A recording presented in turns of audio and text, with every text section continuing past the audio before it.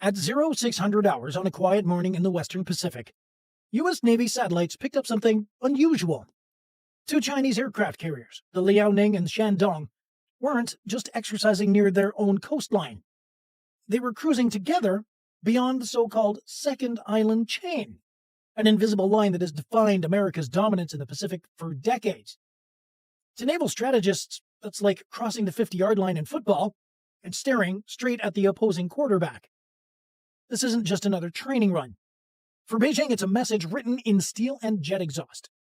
We can bring the fight to your backyard. The Liaoning, China's first carrier, is no stranger to patrols. The Shandong, its first domestically built carrier, has been building up its chops in regional waters.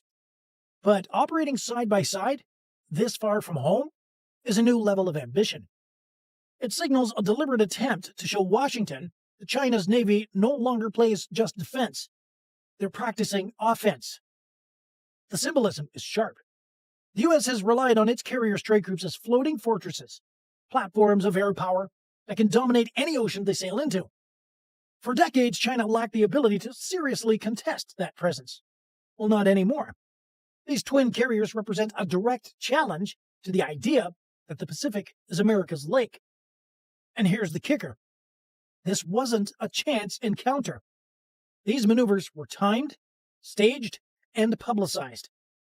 Beijing wanted the world, and especially the Pentagon, to notice. Because behind these drills lies a bigger ambition: reshaping the balance of power in the Pacific. From late May into early June 2025, China's Navy pushed its limits. For the first time in history, the Liaoning and the Shandong conducted coordinated, large-scale drills beyond the Second Island Chain. By operating there, Beijing was signaling confidence in its ability to sustain carrier operations at long distances, a hallmark of a true blue water navy. The exercise wasn't small. Satellite images revealed dozens of escorts sailing alongside the carriers, Type 055 cruisers, Type 052D destroyers, and supply ships capable of refueling the task force at sea. Overhead, J-15 fighter jets roared off the decks in pairs, practicing air patrols and mock strike missions. Surveillance aircraft orbited on the edges, extending the carrier's situational awareness. Chinese state media described the drills as routine training, but the scale and the location told a different story. The operation had a clear message. China's carriers were no longer coastal showpieces. Instead, they were functioning as tools of power projection, able to operate in the same contested waters where American carrier groups normally patrol.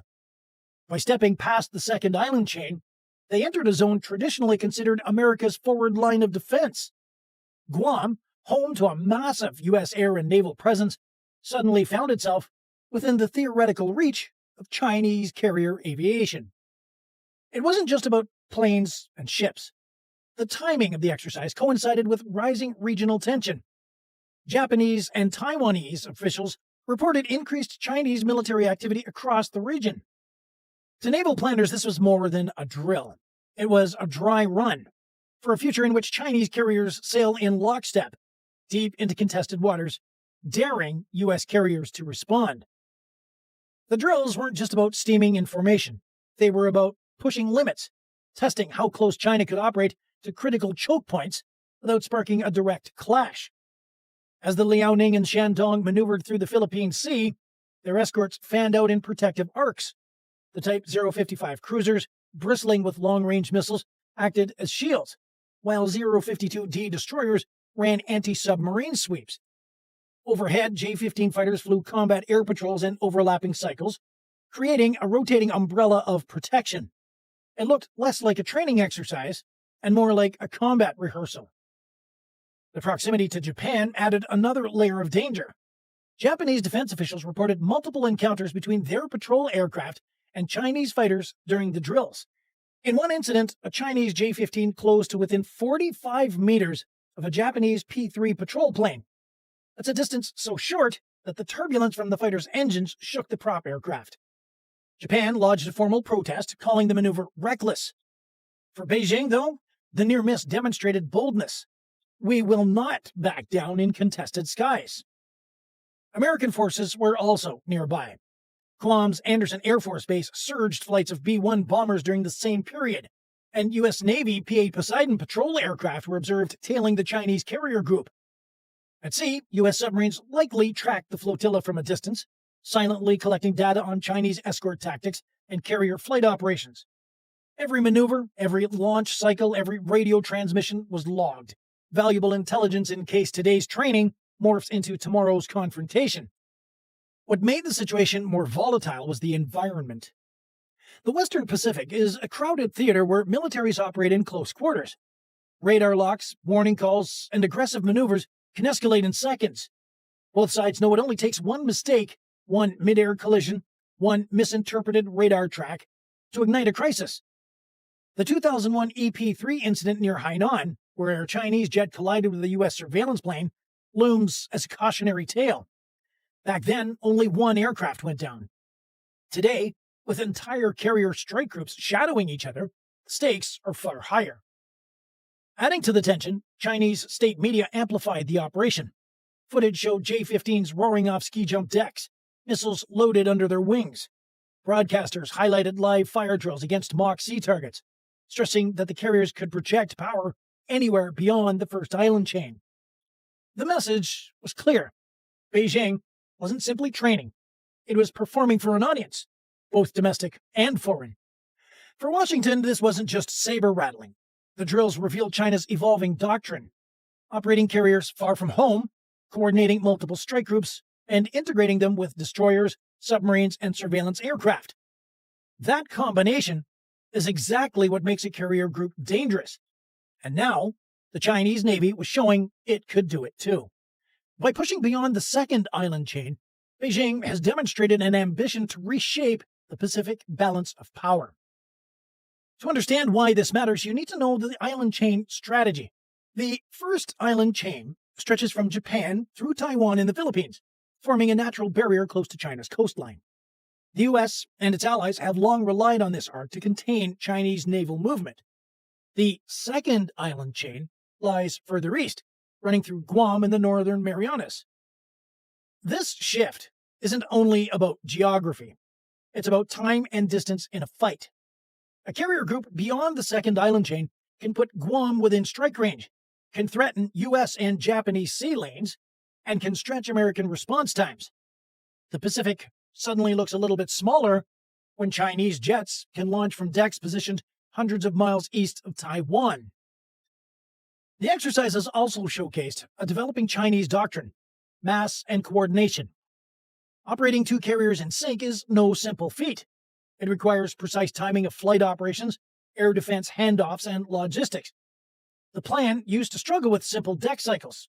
Now it's rehearsing the same playbook that U.S. carrier strike groups perfected during the Cold War. Each flight of J-15s, each refueling operation at sea, each coordinated maneuver was proof that China's Navy is learning at high speed. For Washington, this is a direct challenge to deterrence. U.S. power projection has long rested on the assumption that no rival could match the operational reach of its carriers. If China can field multiple carrier groups, supported by long-range missiles and satellites, the cost of U.S. intervention in the Pacific rises dramatically. Suddenly, American carriers operating near Taiwan or the South China Sea face layered threats: land-based missiles, submarines, and now, rival carriers. Allies have taken notice too. Japan scrambled fighters during the drills. Taiwan's defense ministry warned of expansionist intent. Even Australia and the Philippines quietly stepped up monitoring of the Western Pacific lanes. Everyone sees the same thing. The Pacific is no longer uncontested. And here's a strategic twist. Beijing doesn't need to win a naval battle to achieve its goals. It only needs to raise the risks high enough that Washington hesitates. Every new deployment beyond the second island chain chips away at the perception of American dominance. That's how great powers shift balance. Not overnight, but one carefully planned exercise at a time. While the Liaoning and the Shandong were making headlines in the Western Pacific, a third shadow loomed in the background. China's newest carrier, the Fujian. Unlike its older sisters, the ship isn't just an incremental step forward. It's a technological leap that puts China into a new league of naval aviation. The Fujian is China's first cattle bar carrier, short for catapult-assisted takeoff but arrested recovery. Unlike the ski jump ramps on the Liaoning and Shandong, which limit aircraft payloads and fuel loads, cattle bar systems use electromagnetic catapults to hurl planes into the sky. That means heavier strike fighters, fully loaded with bombs and missiles, and the ability to launch specialized aircraft, like airborne early warning planes. For Beijing, this isn't just about adding another carrier. It's about unlocking the kind of air power that U.S. carriers have wielded for decades. At over 80,000 tons, the Fujian rivals the size of America's Nimitz-class carriers. Its flight deck is flat and expansive, with 3 electromagnetic catapults visible in satellite imagery. Reports suggest it can host a new generation of aircraft, the J-35 stealth fighter, designed to compete with the U.S. Navy's F-35C, and the KJ-600 early warning plane, a Chinese equivalent of the E-2 Hawkeye. Together, these platforms would dramatically extend the carrier's reach and survivability. The timing of the Fujian's progress is critical. As of mid-2025, the carrier is completing sea trials and is expected to achieve initial operational capability very soon, possibly within months. State media has already shown footage of its catapults launching test aircraft, signaling both to domestic and foreign audiences that China is closing the gap with the U.S. Navy faster than many even expected. Strategically, the Fujian is a game changer for 3 reasons. First, it breaks China's reliance on ski jump carriers, allowing true blue water strike capability. Second, it enables longer duration air campaigns. Carriers can sustain continuous flight operations with heavier and more diverse aircraft. And third, it strengthens China's ability to fight in layered formations. While Liaoning and Shandong tie down adversaries, Fujian could deliver precision strikes and control the battle space with airborne radar. U.S. analysts are watching closely. In wargames, the presence of a cattle bar-equipped Chinese carrier complicates every scenario. American carriers would face not only land-based anti-ship missiles and submarines, but also a carrier rival able to project power at similar ranges. The Pentagon has noted that Fujian's eventual strike wing could make it the most capable carrier outside the U.S. Navy.